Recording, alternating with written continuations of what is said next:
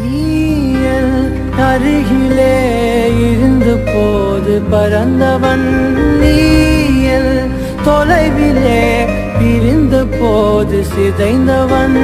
போதும் நாளே துள்